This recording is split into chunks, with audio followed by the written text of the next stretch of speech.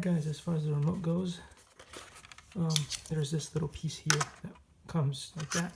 You remove it, and you have this piece here, and now you can actually attach your phone to it. Now, as far as how that works, this looks pretty dodgy to me.